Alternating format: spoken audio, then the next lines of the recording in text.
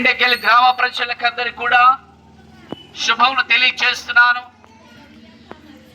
నేను యేసుక్రీస్తును గురించినటువంటి సువార్త ప్రకటిస్తున్నాను.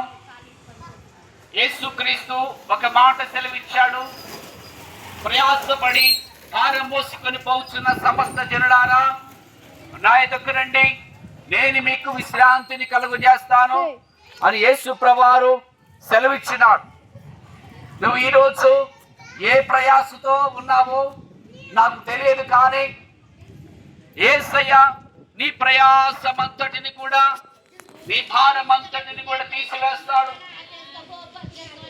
అసమాధానం లేకుండా ప్రయాసపడుతున్నావా? అనేక ప్రయాసలు, కుటుంబంలో ఉన్నటువంటి ప్రయాసలు, భారముతో ఉంటున్నావా? అయితే యేసుక్రీస్తు నిన్ను ప్రేమిస్తున్నాడు. యేసుక్రీస్తు నీ కొరకు, నీ పాపము నిమిత్తము తన ప్రాణం పెట్టినాడు. యేసుక్రీస్తు మరలా తిరిగి మూడవ దినాన మరణమును జయించి సజీవుడై లేచున్నాడు. ఆయనకు అసాధ్యమైనది ఏది కూడా లేదు. యేసుక్రీస్తుకు సమస్తమును సాధ్యమే. యేసయ్యందు నీ విశ్వాసం ఉంచినట్లయితే, ఇదిగోండి, ఆయన నిన్ను ప్రేమిస్తూ విశ్వాసం ఉంచితే నీ ప్రయాసమును తీసివేసి నీ యొక్క భారమును తొలగించి వేస్తాడు.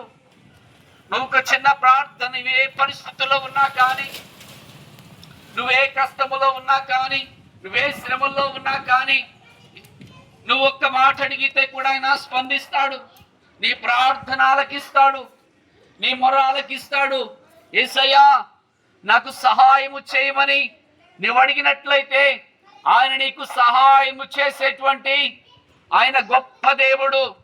నువ్వు ఎలాంటి స్థితిలో ఉన్నా నీ యొక్క స్థితిని అంతటిని మార్చగల దేవుడు. నీ బ్రతుకును మార్చగలవాడు, నీ స్థితిగతులను మార్చగలవాడు. నీకు వేదనలో ఆయన సహాయం చేస్తాడు, నీ దుఃఖములో ఆయన నీకు సహాయం చేస్తాడు. నీ పాపమునంతటిని కూడా కడిగి వేస్తాడు, శుద్ధీకరిస్తాడు. నీ కొరకు తన ప్రాణమును పెట్టాడు. అంతకన్నా ప్రేమ కలిగినటువంటి దేవుడు మరొకరు ఉండరు. యేసయ్య ఎంతో ప్రేమామయుడు. ఆయన నిన్ను ప్రేమించి నీ కొరకు తన ప్రాణమును పెట్టాడు. అంతగా నిన్ను ప్రేమించాడు. అయితే ఈ లోకములందరూ చనిపోయారు, కానీ ఏ ఒక్కరు కూడా మరణమును జయించలేవలేదు. ఏ ఒక్కరు కూడా మరణమును జయించలేవలేదు. అనేక మంది మహానుభావులు చనిపోయారు, గొప్ప గొప్ప వారు చనిపోయారు, రాజులు చనిపోయారు, చక్రవర్తులు చనిపోయారు, కానీ వారి సమాధులు ఏ విధంగా అట్లాగే ఉన్నాయి. కానీ యేసు ప్రభువారు మరణమును జయించాడు. మరణమును జయించి పునరుద్ధారుడై సజీవుడిగా ఈ రోజు కూడా ఉన్నాడు. కారణం ఏంటో తెలుసా?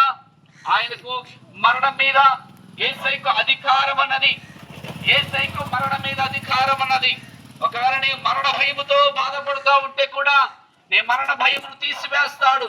నీ మరణ భయమును తొలగించి ఆయన నీకు నిత్య జీవమునిచ్చేటువంటి సజీవుడైన దేవుడు.